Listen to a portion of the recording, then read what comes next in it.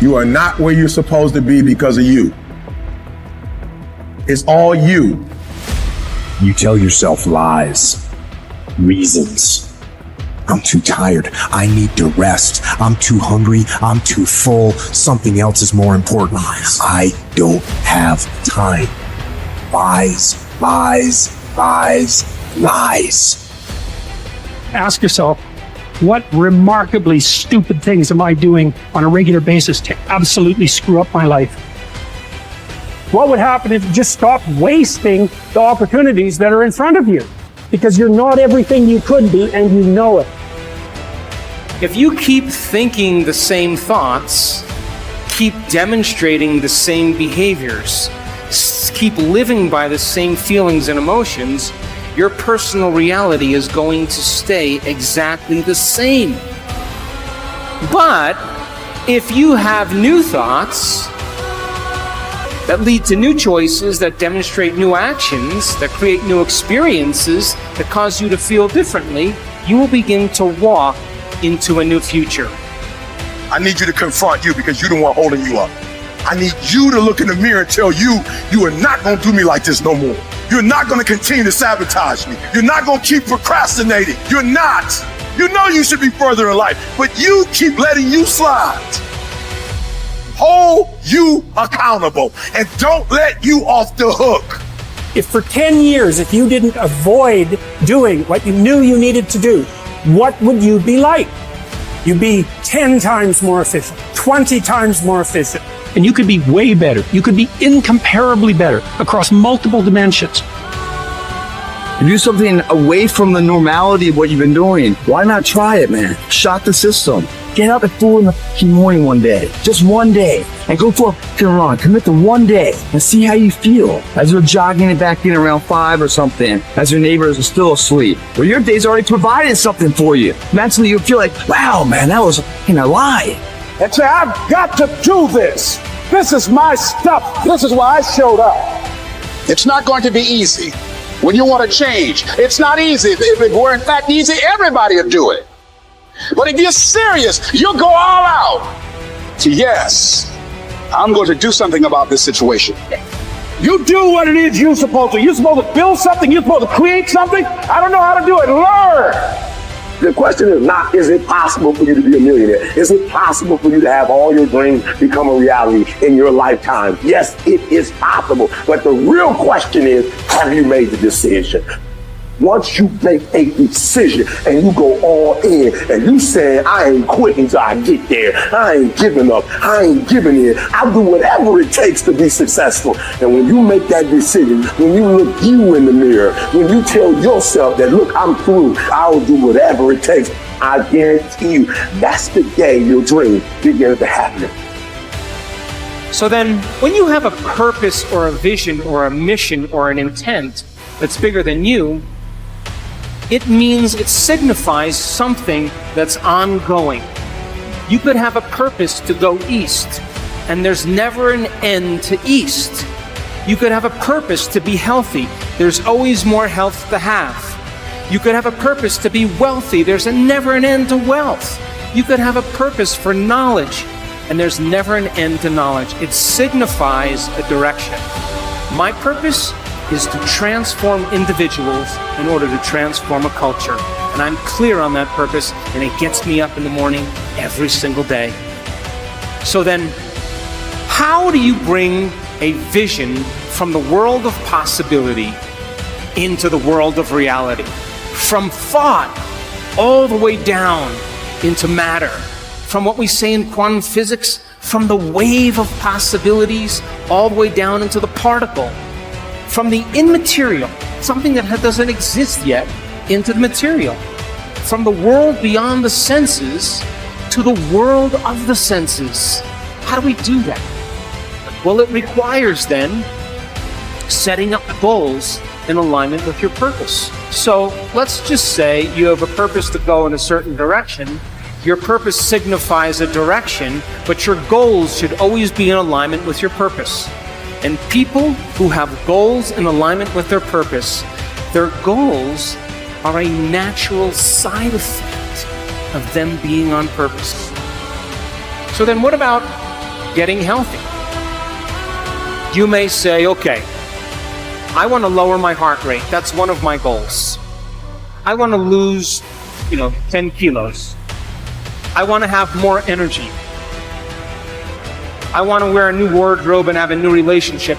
This is the short-term goal at the beginning, and the long-term goal is at the end.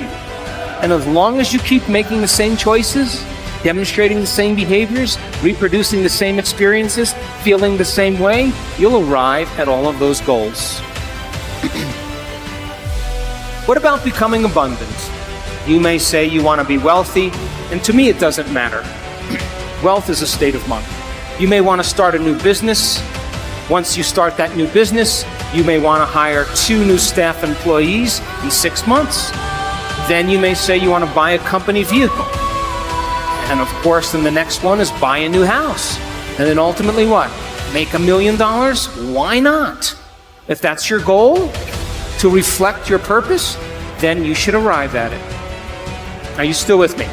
How about learning knowledge? Is there ever an end to knowledge? You may want to get an associate's degree. And then you may want to get a bachelor's degree. And then you may want to get a master's degree. You may want to get a doctorate degree. And then you may want to finally do research. But all of those things are in alignment with your purpose, is it not? Now, I want you to understand that there is a very specific formula for excellence. And the formula requires a person who has a clear purpose. But there are 2 other ingredients that put this together. The first thing is called competence. You know what competence is? Somebody who does something really well. The more competent they are, the better they are at doing so. The third thing is called accountability. Accountability means if you say you're going to do something, you do it. And if someone asks you to do something, you do it really well. And if you combine a person who's on purpose with a high level of competence and accountability, you have excellence in an individual. I run 3 companies, and all 3 companies, my teams are very high on their purpose scale. They better align with my purpose. They have very high level of competence, and they are very high on the accountability scale. And I don't even bother them. I never even manage them. Because if they're not competent, accountable, and on purpose, they're going to stand out with the rest of the culture, and other people are going to be doing their job, and they are not going to keep up. And I say to my staff, I run an Olympic level team. You have to be able to play at an Olympic level.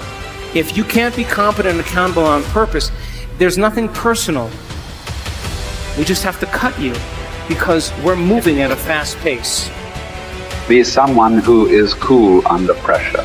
Value serenity instead of outrage.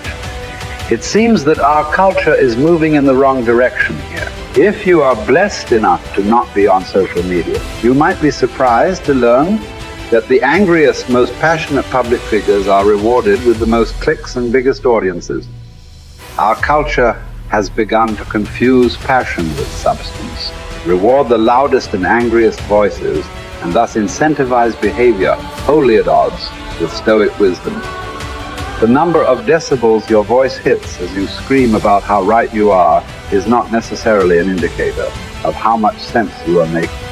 As a society founded on reason and Western Enlightenment ideals, we must hold ourselves to a higher standard. We have to collectively stop allowing emotion and passion to pass for reason and factual debate. The media's goal is to literally challenge your ability to be still. A tough American, intent on improving upon their current self, is not tricked into an emotional reaction by these headlines. You do not write an angry tweet. You do not hurl an insult. You are cool and measured and skeptical. You are curious what the agenda of the journalist might be and what facts or context they might be leaving out. You seek out a different story, on the same topic from an opposing view, and you find out that many of the claims made in the original story were convincingly debunked. And just like that, you are a Zen master of stillness and stoicism. I will not quit in the face of danger or pain or self-doubt. I will not justify the easier path before me. I decide that all my actions, not just some matter. Every small task is a contribution toward a higher purpose. Every day is undertaken with a sense of duty to be better than I was yesterday, even in the smallest of ways. I seek out hardship. I do not run from pain, but embrace it, because I derive strength from my suffering. I confront the inevitable trials of life with a smile. I plan to keep my head to be still when chaos overwhelms me. I will tell the story of my failures and hardships as a victor, not a victim. I will be grateful. Millions who have gone before me have suffered too much, fought too hard, and been blessed with far too little. For me to squander this life, so I won't. My purpose will be to uphold and protect the spirit of our great republic, knowing that the values we hold dear can be preserved only by a strong people. I will do my part. I will live with fortitude.